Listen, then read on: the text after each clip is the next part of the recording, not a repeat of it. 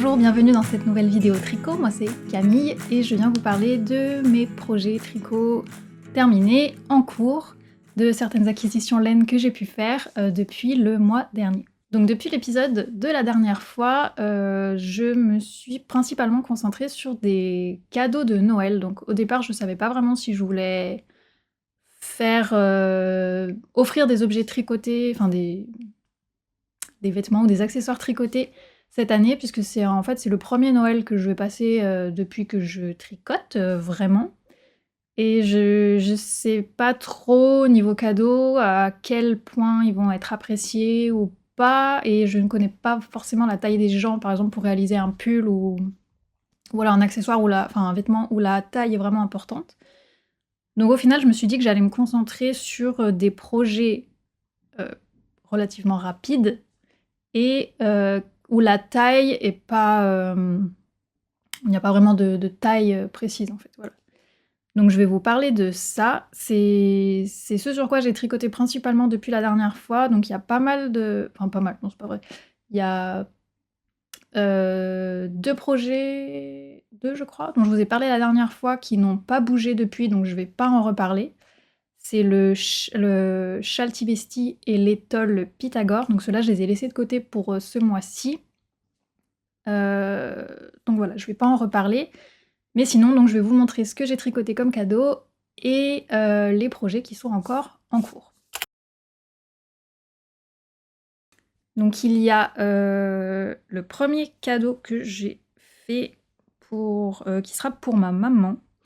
Je lui ai fait une capuche Bombec, donc qui est un patron d'atelier Emily qui se tricote en fingering plus lace, donc un brin de mohair ou un fingering plus mohair par exemple, ou en un brin sport, je crois que c'est ça. Donc voilà à quoi elle ressemble, la mienne. Donc elle est... Je vous mettrai des photos ou vidéos portées pour que vous voyez à quoi ça ressemble. Franchement, c'était un projet hyper chouette à réaliser. C'était assez rapide, mais pas non plus... Je ne sais plus combien de temps j'ai mis à le faire, mais je veux dire, ça se fait pas non plus en 2 jours, quoi. Mais voilà, donc c'est un patron que j'ai trouvé hyper sympa.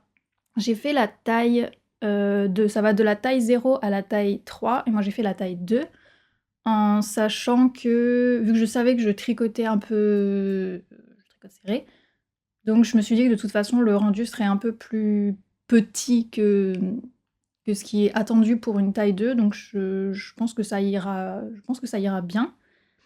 Donc je l'ai tricoté dans les laines de chez Léna Mouret. J'ai pris un combo de sa base Athéna et de sa base Orphée. Donc la base Athéna c'est du 100% mérino et la base Orphée c'est du kid mohair et soie.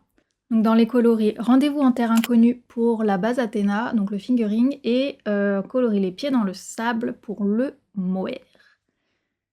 Et j'adore. C'est une laine, une base beige très légèrement marronné, je sais pas trop, avec des speckles marron glacé qui peuvent tirer sur le violet suivant l'éclairage, la lumière. Et j'adore, je trouve ça trop beau. Alors c'est la première fois que je tricotais avec un fil double, et notamment du mohair, et le résultat c'est fou quoi. La douceur que ça donne vraiment, ça rajoute vraiment un truc en plus quoi, à l'aspect visuel et au toucher du tricot. Donc je m'imagine des pulls tricotés dans avec des doubles fils, dont un fil de mohair, et ça doit être franchement hyper agréable à porter. Donc voilà pour la capuche, je l'ai faite, c'est quoi? Ah oui, les aiguilles, c'était des aiguilles 4 mm pour tout ce qui est jersey, 3,5 pour les côtes, et 3 mm pour l'i-cord. Donc pour sa structure, elle est pas compliquée, mais très sympa à faire. Donc la seule partie embêtante, c'est le montage. Parce qu'en fait, j'ai suivi le montage qui était préconisé, qui est un montage tubulaire. Je crois que c'est ça, montage tubulaire. Alors au début, Au début, j'ai juste tapé du coup montage tubulaire sur internet et j'ai vu différentes méthodes, mais qui me paraissaient tellement compliquées. Je me suis dit, je sais pas si c'est vraiment ça qu'il faut faire. Et en fait, après, j'ai vu, en revenant dans le patron, j'ai vu qu'elle avait, Émilie avait mis le lien d'une vidéo justement pour voir comment faire. Et c'était une vidéo qui se trouvait sur le site de Drops, il me semble, enfin de Garn Studio. Et la méthode était plus simple. C'était pas non plus le truc le plus simple du monde, mais c'était plus simple que tout ce que j'avais trouvé sur internet en tout cas. Et j'ai quand même dû m'y reprendre à 2 ou 3 fois pour réussir à le faire, surtout qu'avec les doubles fils, du coup, je pense que des fois je me plantais pour compter ou quoi, donc bref, j'ai refait plusieurs fois, mais au final, j'ai réussi et franchement, c'est sympa. Enfin, ça fait vraiment on voit pas une ligne de montage en fait, ça suit le schéma des côtes, donc c'est franchement chouette. Et voilà, j'ai trouvé que c'était la difficulté principale parce que voilà, après si vraiment vous voulez pas faire ce montage, je pense qu'un n'importe quel montage relativement élastique, ça ira très bien. Et donc on fait ça, on tricote là une certaine longueur pour le cou en jersey et ensuite en cercle. Et ensuite on vient tricoter en aller-retour pour faire la capuche. Après, on remonte des mailles pour faire pour venir faire tricoter cette partie-là dans l'autre sens qu'on vient ensuite replier et dans laquelle on vient glisser un I-cord.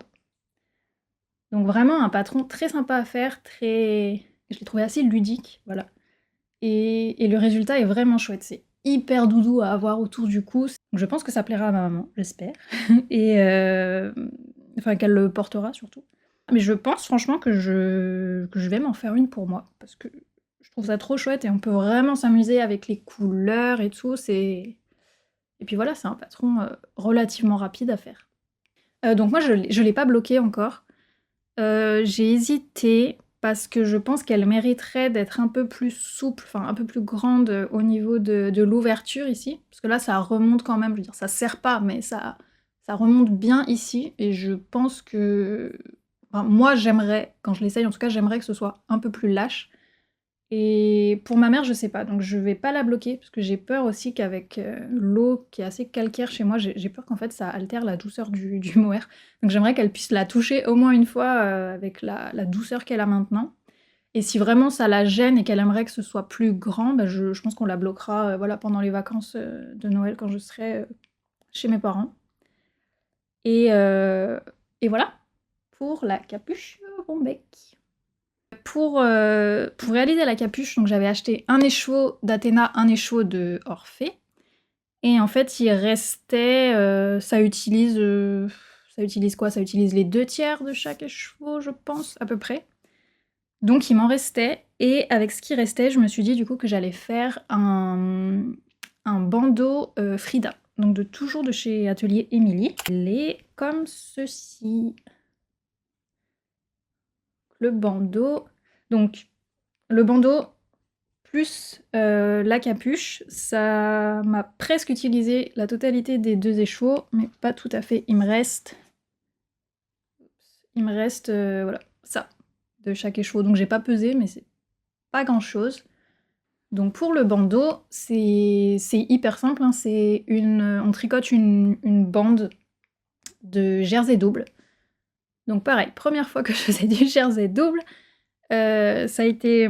Alors au début je m'en suis un peu vue, enfin c'est pas compliqué, mais au début je trouvais ça pénible à faire, parce qu'en fait, donc je tricote serré, et le jersey double, comme on tricote une maille sur deux, un premier coup sur le rang, ensuite on retourne et on tricote une maille sur deux inversée par rapport à ce qu'on a fait de l'autre côté, ce qui donne le jersey qu'on voit des deux côtés. Il y a à chaque fois les mailles... les mailles, c'était lesquelles? Les mailles glissées, je pense. Les mailles glissées, ouais, se retrouvaient assez serrées. Enfin, faut être assez lâche pour que ce soit fluide sur les aiguilles. Et comme moi, j'ai tendance à tricoter serré, au début, ça ne glissait pas du tout. Et j'étais en train de tirer à chaque fois pour faire glisser mes mailles sur les aiguilles. Donc c'était pénible en fait, c'était pas fluide et c'était pas agréable. Et donc du coup, au fur et à mesure, je me suis forcée à un peu assouplir et détendre ma façon de tricoter. Donc ça allait mieux. Et, et voilà, le rendu du jersey double, c'est trop génial parce que c'est... Bah forcément, du coup, c'est 2 fois plus épais que du jersey classique. Et c'est du coup, c'est hyper moelleux, quoi. Et c'est génial pour un accessoire qu'on met sur la tête pour protéger du froid. Donc c'est trop trop bien. Et c'était tout simple, vraiment. On fait le rectangle jusqu'à ce qu'il mesure 10 centimètres de moins à peu près que notre tour de tête. Donc bon, moi je me suis basée sur mon tour de tête parce que je compte offrir ce bandeau à ma tante et je pense pas qu'on ait une si grande différence de taille de tête que ça. Donc on fait ça, on tricote la longueur de notre tour de tête moins 10 centimètres. Et ensuite on vient réaliser une couture. Si on dit que mes mains c'est un bout du rectangle qu'on a tricoté et ça c'est l'autre bout, on vient plier comme ça, on imbrique, et ensuite avec une couture on rejoint tous les bouts ensemble, puis on retourne le bandeau et ça donne ça. Donc franchement pas compliqué et très très efficace quoi. Je trouve que ça fait vraiment un chouette résultat. Donc j'en étais super contente. Pareil, bah aussi doux que la capuche, c'est trop trop agréable. Ça se tricote dans les aiguilles 4 millimètres. Donc voilà. Mais après, du coup, vous pouvez adapter avec la grosseur des laines que vous avez, taille d'aiguille que vous voulez utiliser, puisque la mesure qui compte, en fait, c'est la longueur totale que vous allez tricoter de la bande de jersey double. Donc en fait, c'est vraiment un patron adaptable à ce que vous avez. Troisième projet Noël que j'ai terminé, c'est les Sunday Socks de Petite Knit. Donc ce sont des chaussettes qui se tricotent en déca. Donc ça pareil, ça va franchement vite. Donc là, le rendu est un peu particulier puisque c'est des côtes de 2, donc forcément ça fait une chaussette toute rabougrie quand elle n'est pas portée, qui paraît avec un pied immense, mais en fait je vais vous les mettre. Voilà, j'en ai mis une sur un bloqueur. Donc moi je les ai pas bloqués, hein. Surtout qu'en plus les bloqueurs que j'ai, alors je les ai achetés, normalement c'était marqué que c'était du 38-39 je crois, ou 37-39, mais ils me paraissent immenses. Enfin, quand je mets mon pied sur cette longueur-là, la longueur du bloqueur est plus grande que mon pied, donc je sais pas si c'est normal ou pas. Et du coup ça fait que je m'en suis jamais servie, parce que j'ai peur que ça étire mes chaussettes. Mais donc là, ces chaussettes-là, je les ai tricotées pour mon frère, donc j'ai fait du 41 à peu près. Donc là, bon, je pense que ça va, je vais pas les laisser trop longtemps dessus, mais... Donc, pour revenir au patron, donc j'ai tricoté ça en déca, donc en laine Perfect de Sandnes Garn, et j'ai fait les rayures avec de la Aubusson de chez Fonty, donc qui n'est pas une laine à chaussettes, c'est du 100% mérino, et c'est un tout petit peu plus épais que la Perfect. Mais pour les rayures, ça marchait bien, je trouvais ça sympa, ça donnait un petit côté chaussette sportive, qui va bien avec les côtes, je trouve. Donc la Perfect, c'est du 80% laine, 20% nylon. Je crois pas avoir de nom de couleur, mais c'est probablement le coloris 1042, je pense. Et la Aubusson, c'est, je sais pas si vous le verrez, mais c'est un vert forêt foncé, très foncé. J'ai utilisé des aiguilles 4 millimètres en Magic Loop. Donc il y a un talon à gousset, toute la chaussette est en côte de 2 avec la semelle en jersey. Et on fait des orteils en raccourcissant, enfin en diminuant progressivement. Et on finit non pas par un grafting, mais simplement en passant l'aiguille dans les... il reste 8 mailles, je crois, au final. En passant l'aiguille dans les 8 mailles qui restent pour resserrer, en fait. Donc j'ai été un peu surprise par la finition, parce que du coup, j'ai peur que ça laisse un petit trou, là, au bout. Mais en vrai, non, je pense que ça va. Ça dépend de comment on rentre notre fil et tout ça, mais voilà, qu'est-ce que je voulais dire? Oui, en fait, ce que j'ai fait, moi, c'est que j'ai tricoté pour tout ce qui est la circonférence, en fait, du pied. J'ai pris le nombre de mailles qu'il faut pour, la pointure, 39 il me semble. Parce que mon frère a vraiment les chevilles, hyper, fines et le pied, fin.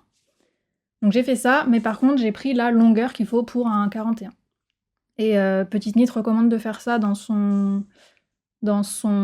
les explications pour adapter suivant si, la personne a, par exemple un pied assez fort ou des chevilles ou mollets assez forts, mais une petite pointure ou au contraire, des chevilles fines mais une grande pointure, voilà, pour, essayer d'adapter au mieux le patron. Et donc franchement, j'en suis trop contente. Je pense que je m'en ferai une paire parce que c'est trop bien, ça va vite, c'est épais, donc c'est pas forcément fait pour mettre dans des chaussures, mais pour rester à la maison, je pense que ça va être, super bien. Donc voilà, c'était mon premier patron que je tricote de Petite Nit et c'était un patron simple, hein, mais du coup j'ai bien aimé et en plus il y avait des liens vers des vidéos, il y a des vidéos en fait sur sa chaîne non pas sur sa chaîne, enfin si on tape sur YouTube le nom de ces chaussettes-là, on tombe sur les vidéos, d'une personne qui se trouve aussi sur le site de Petite Nit et qui explique les points stratégiques en fait, genre le talon ici, l'augmentation la reprise des mailles du gousset et les orteils. Donc ça m'a bien servi parce que parfois moi j'avais quelques petites interrogations par rapport à ce qu'on doit changer au fur et à mesure du tricot, le début du rond, enfin oui du rang, change, on le déplace en fait, et c'est pas toujours exactement précisé. Enfin, en tout cas, pour moi, j'avais quelques interrogations à certains points, et du coup, les vidéos, ça règle le problème. Donc ça, c'est plutôt, c'est plutôt très cool. Donc ensuite, on va passer au projet en cours. Donc, de ceux que je vous avais montré la dernière fois, le seul que je vais vous remontrer ici, qui a avancé un petit peu, pas beaucoup, mais un petit peu, c'est le sweater numéro 18, donc qui est un modèle de My Favorite Things Knitwear que je tricote en Heavy Merino de Knitting for Olive dans le coloris Rust. Donc le voilà. Est-ce que ça rentre dans le cadre? Oui. Donc en fait, depuis la dernière fois, j'ai fini les côtes. Je pense que quand je vous en avais parlé, je venais de les commencer. Donc je les ai finis, j'ai rabattu avec un rabattage tubulaire et c'est un rabat que j'aime beaucoup beaucoup. Enfin la finition est trop jolie, je trouve, ça fait vraiment... Enfin, on voit pas une ligne de finition quoi. C'est hyper beau, c'est long, assez long à faire, mais franchement ça vaut le coup. Je trouve ça trop bien, j'adore. Et ensuite j'ai attaqué la première manche et j'en suis là. Donc pour la manche, il a fallu relever des mailles tout au long du trou qu'on avait pour la manchure. Et ensuite on repart dans le même motif que sur tout le corps. Et, et voilà, je trouve ça super beau. Par contre, je tricote là sur des aiguilles avec un câble, enfin des aiguilles en circonférence totale de 40 cm, je pense.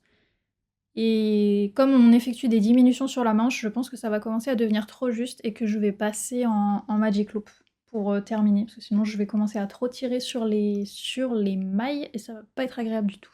Je tricote en aiguille 5,5, enfin je le tricote en aiguille 5,5.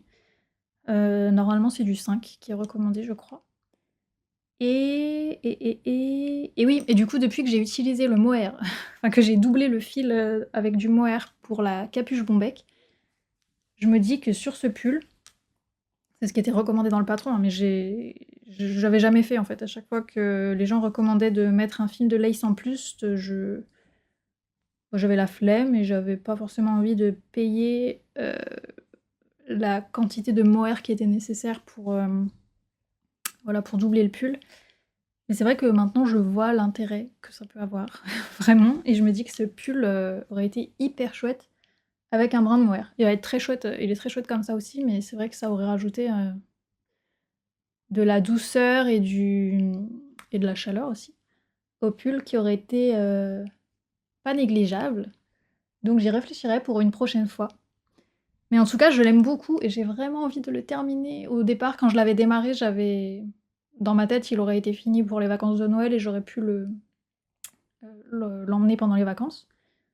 Mais en tout cas, dès que j'ai fini les cadeaux de Noël que j'ai à faire, je me remets dessus, ça c'est sûr, parce que j'ai trop envie de pouvoir le porter parce que je l'aime beaucoup, beaucoup. Un autre projet que j'ai en cours, qui n'était pas prévu, puisque comme je l'ai dit, je voulais me concentrer sur les cadeaux de Noël, c'est le Sophie Shawl.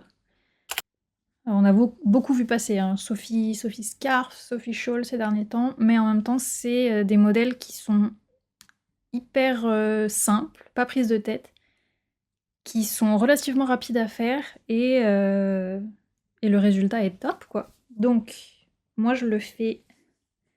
Alors, je l'ai pas mal avancé, hein. Voilà. Donc, en fait, là, je viens de dépasser la moitié. La moitié, vous allez la voir, elle est au niveau de la pointe ici. En fait, on la tricote depuis Enfin, on le tricote, c'est le châle. On le tricote depuis on monte la petite pointe là, et on augmente jusqu'à la moitié du châle.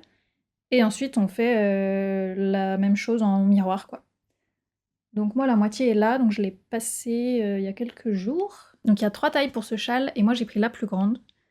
Et pour ça, pour le tricoter, j'ai acheté de la Malabrigo Rios, donc qui est une laine worsted, que j'ai trouvée chez Lil Weasel. Et cette laine, c'est trop beau. Il y avait beaucoup de jolis coloris. Et celui-là, je l'ai trouvé trop beau. C'est le coloris Indiecita, qui a donc ces nuances bleu, vert et violet. Donc j'ai acheté 3 écheveaux. Chaque écheveau, ça fait 192 mètres. Et normalement, dans le patron, il était indiqué que pour faire la taille L, il fallait 600 mètres de laine, de fil. Donc j'aurais été un peu short. Donc au début, je m'étais dit que j'allais faire la taille... Enfin, que j'allais partir sur la taille M et rajouter quelques rangs, voilà, pour l'agrandir, parce que je voulais qu'il soit grand. Donc je me suis dit que j'allais l'agrandir au maximum. Et en fait, ce qu'il y a de bien avec cette forme enfin, la construction, c'est qu'en fait, on peut adapter à n'importe quelle... Peu importe la quantité de laine qu'on a, en fait. Les tailles que elle a définies, enfin que Petite Knit a définies sont indicatives au final, mais on peut faire n'importe quelle taille entre, puisqu'il suffit juste de pouvoir peser sa laine et savoir quand est-ce qu'on arrive à la moitié, en fait, de ce qu'on a pour ensuite arrêter les augmentations et commencer les diminutions. Et donc en fait j'ai fait ça, et au final, je ne sais pas trop comment, j'ai réussi à atteindre la moitié de mes pelotes en faisant la taille indiquée pour le L. Donc au final c'est très très bien. Donc moi je le tricote en 5,5, donc ça monte très vite, surtout au début quand on fait la pointe là, on enchaîne les allers-retours et ça avance à toute vitesse.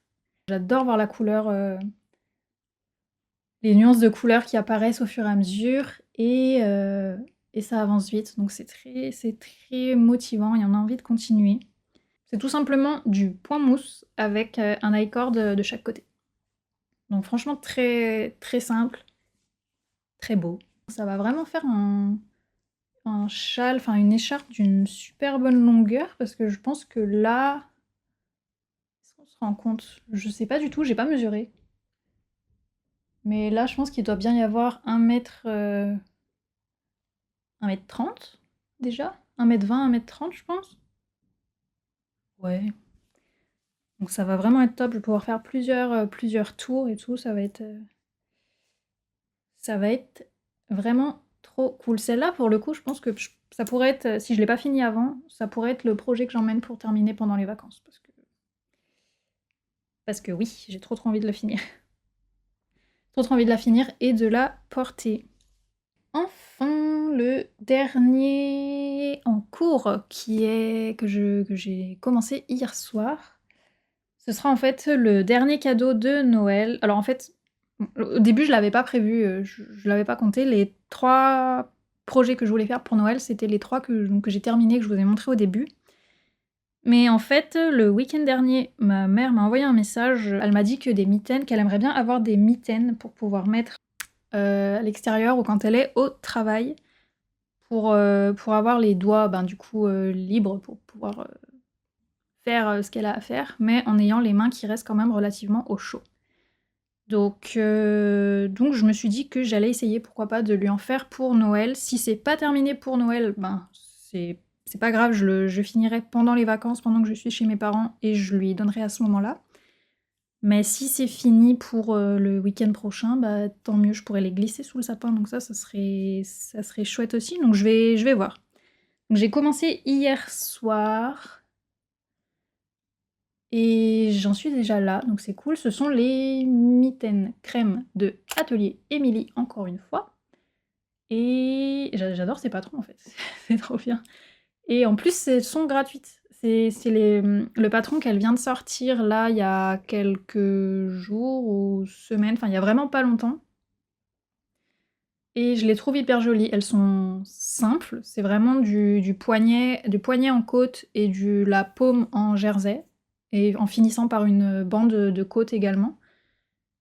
Et elle a dit qu'on pouvait les faire normalement si on fait la capuche bombec avec les restes, on peut faire la paire de mitaines. Donc moi j'avais déjà commencé le bandeau, donc j'ai utilisé les restes pour faire le bandeau Frida. Mais du coup j'ai eu envie de faire les mitaines aussi, je pense qu'elles seront parfaites.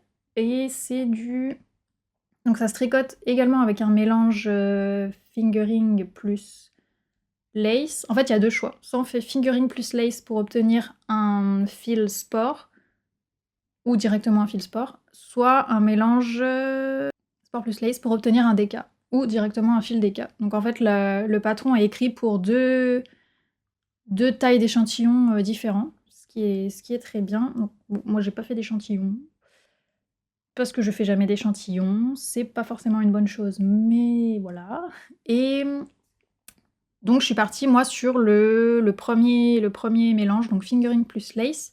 J'ai pris de la Filcolana Arwetta pour la fingering, donc qui est un mélange laine et nylon, et de la Filcolana Tilia, donc qui est du kid mohair et soie, donc dans ces 2 coloris là. Ça c'est la Arwetta et ça c'est la Tilia. Et donc les 2 mélangés, ça donne ça. Comme ça se tricote en 3 aiguilles 3 mm, j'avais pas d'aiguilles circulaires de 3 mm, mais j'avais les aiguilles double pointe que j'avais achetées pour faire le cordon de la capuche bombec. Donc je me suis dit que j'allais essayer. J'ai jamais tricoté avec des doubles pointes, je savais pas à quel point ça allait être plus pratique ou plus rapide que du Magic Loop. Franchement, je ne sais pas, parce que je trouve ce système intéressant, mais moi, peut-être que c'est moi qui tiens mal ou qui positionne mal mes aiguilles, mais je me retrouve souvent gênée avec les aiguilles qui restent en fait, que j'utilise pas. Je me retrouve souvent gênée pour passer mon fil, pour passer ma main, voilà, ça m'arrive souvent. Je pense que niveau rapidité, ça équivaut au Magic Loop. En tout cas, ça marche bien. Et j'aime bien apprendre cette technique, donc je vais continuer la paire comme ça. Donc ce modèle, il est pensé pour 2 tailles d'échantillons différents, mais il y a également 2 modèles différents. Et moi, je tricote le modèle qui a les côtes 3-1 comme ça, et j'aime beaucoup le rendu de ces côtes-là. Je trouve ça super chouette. Et voilà, par contre, dans le patron, bah, c'est dit de faire 10 cm de côte, en fait, de poignet. Moi, j'ai pas fait 10 cm, j'en ai fait que 6. Enfin, je pense que c'est déjà pas mal, quoi. Ça permet de bien les enfiler, ça couvre assez pour que ça aille jusque sous la manche du t-shirt ou du pull qu'on porte. Donc je pense que ça ira bien. Donc ça, pareil, ça me donne envie de m'en faire une paire pour moi. Donc voilà, en plus, dans ce combo-là, Arwetta Tilia, il y a plein de couleurs différentes. Et après, ben, fingering plus mohair, on a un large choix de coloris, donc c'est libre cours à votre imagination. Donc pour les acquisitions de ce mois-ci, il y en a eu pas mal, mais je vous en ai déjà présenté du coup dans les projets. Donc il y avait la Rios, la Malabrigo Rios du Sophie Scholl et la Perfect de Sandnes Garn pour les scènes des socks. Donc ça déjà c'est acheté et en cours d'utilisation ou utilisées, donc ça c'est cool. Ensuite, je suis passée faire un tour chez Lil Weasel encore une fois et en fait, j'avais envie de m'acheter de la laine à chaussettes, de couleur unie. Donc j'avais envie de tester plus précisément la Harwetta et j'en ai acheté plusieurs du coup pour avoir soit des coloris à utiliser en coloris principal de chaussettes, soit pour avoir des contrastants quand j'achète des laines à chaussettes, un peu bariolées quoi. Soit des laines speckle, soit des laines autorayantes, soit, voilà différents coloris, un peu chargés. Donc j'avais envie d'avoir des laines à chaussettes unies, donc à utiliser seules ou en tant que contrastant. Et donc j'ai voulu tester la Harwetta de Filcolana et chez Lil Weasel, donc à Paris, dans le passage du Grand Cerf, qui est un lieu très très chouette en plus. Ils en avaient plein. Et donc j'ai pris ces 4 coloris là. Donc oui, on a un peu du bleu, blanc, rouge ici. Je compte pas les tricoter ensemble, hein, pas du tout. Mais j'avais envie de me prendre un bleu électrique pétant. Donc il y avait celui-là, qui est très très beau. J'avais envie de prendre un blanc cassé, comme ça, parce que ça va avec tout. Et je trouve que ça servira toujours. J'ai vu ce rouge foncé, que j'ai trouvé hyper beau pour la période Noël, tout ça. Donc bon, je pense pas que je le tricoterai là pour Noël, mais en tout cas je l'ai. Et il est trop beau. Et enfin, j'ai pris en fait, c'est la même couleur que mon pull. Un prune bordeaux, dire plus sur le violet que sur le rouge. Donc un prune, je dirais, qui est très sympa aussi. Et voilà, quoi. Je pense que ça sortirait hyper bien, par exemple, ces deux-là. Ou, enfin bon, le blanc s'associe avec tout, hein, mais voilà, il y a de quoi faire des projets hyper sympas avec cette laine-là, et elle a l'air, elle est vraiment chouette. Enfin, je la tricote du coup pour les mitaines crème, et je la trouve très, très douce et très agréable, donc voilà, je suis bien contente. La pelote de Harwetta, c'est moins de 6 €, c'est 5,45 € je crois. C'est du 80% laine vierge, 20% nylon. Et c'est 210 mètres pour 50 grammes. J'ai également pris, quand j'étais chez Lil Weasel, des embouts d'aiguilles pour éviter que... pour mettre au bout des aiguilles quand un projet est en attente, pour éviter que les mailles se fassent la malle. C'est un genre en caoutchouc qui adhère un petit peu. Donc voilà. Après le dernier épisode de podcast, on a passé la barre des 1000 abonnés. Et je voulais dire merci beaucoup à tout le monde. Donc à toutes les personnes qui sont abonnées, évidemment, mais également toujours toutes les personnes qui regardent la vidéo, qui like, qui commentent. Et du coup, je voulais célébrer ça et vous remercier en organisant un petit concours tirage au sort pour vous faire gagner de la laine. Donc qui aurait été de la laine dont j'ai déjà parlé au cours des vidéos. Et donc je me suis rendue chez Lil Weasel à la base pour ça, pour acheter le lot du concours. Et je voulais faire un combo pour chaussettes qui est celui-là. Donc en fait, en utilisant de la Striptease Downtown, donc que j'avais présenté déjà dans un podcast, pas dans ce coloris-là, c'était le coloris Museum Square. Et ce coloris-là, c'est le After Dark, que je trouve très très très très beau. Qui a donc des nuances, il y a un bleu vert canard, du jaune de l'ocre, du bleu foncé, du crème et du fuchsia, genre de fuchsia un peu foncé. Et je le trouve hyper beau. C'est un très très beau coloris. Et pour aller avec, pour faire un contrastant, j'ai pris du coup de la Harwetta de Filcolana d'un coloris, est-ce qu'il y a un numéro 145. Et c'est, je sais pas si vous le verrez bien, mais c'est un bleu marine très foncé. Donc qui s'accorde hyper bien avec, je trouve. Donc voilà, moi j'ai acheté ces deux-là en le pensant en combo pour faire une paire de chaussettes. Après, vous pouvez les utiliser comme vous voulez, on n'est pas obligé de faire des chaussettes avec. Mais c'est ça le lot que je voulais vous faire gagner. Je vais malheureusement restreindre le concours pour gagner le lot physique, parce qu'il va y avoir un lot digital. Mais pour le lot physique, je vais restreindre ça à la France, parce que j'ai regardé vite fait les frais d'envoi. Pour le Canada, c'est même pas la peine, ça coûte 2 fois plus cher que ce que coûte, que la valeur monétaire du lot, donc ça fait un petit peu mal. Et même Suisse, Belgique, je trouve que c'est élevé pour, voilà, par rapport à ce que j'envoie. Donc malheureusement, désolée pour cette fois, je vais limiter l'envoi du lot physique à la France. Mais pour les personnes hors France, je fais gagner un deuxième lot qui sera un patron. Comme ça, je peux l'envoyer par Ravelry. Et je voulais vous faire gagner le patron de la capuche Bombec de Atelier Émilie. Donc il y a un patron qui existe en français et en anglais. Et je pense qu'il y a d'autres langues aussi maintenant. Mais anglais-français, ça c'est sûr. Donc j'aimerais faire gagner ce patron-là à une personne qui me suit et qui est hors de la France. Donc il y aura 2 lots pour le concours, donc celui-là pour la France et le patron de la capuche Bombec pour les personnes partout hors de la France. Pour participer au concours, donc il faut être abonné à la chaîne, puisque c'est quand même pour célébrer les 1000 abonnés, et de me laisser un commentaire en m'indiquant que vous participez. Donc vous pouvez juste marquer je participe, voilà, ça suffit. En me laissant à côté, entre parenthèses, ou voilà, quelque part dans le commentaire, en m'indiquant dans quel pays vous êtes, si vous êtes dans la France, ou du coup si vous êtes ailleurs, pour que je sache pour quel lot vous comptabilisez. Donc pour la participation, je prendrai en compte les commentaires jusqu'à la fin de l'année 2022, donc jusqu'au 31 décembre 23h59. Et ensuite, j'effectuerai les 2 tirages au sort courant de la première semaine de janvier et je contacterai directement les personnes concernées en répondant à leurs commentaires YouTube. Donc voilà pour ce petit concours.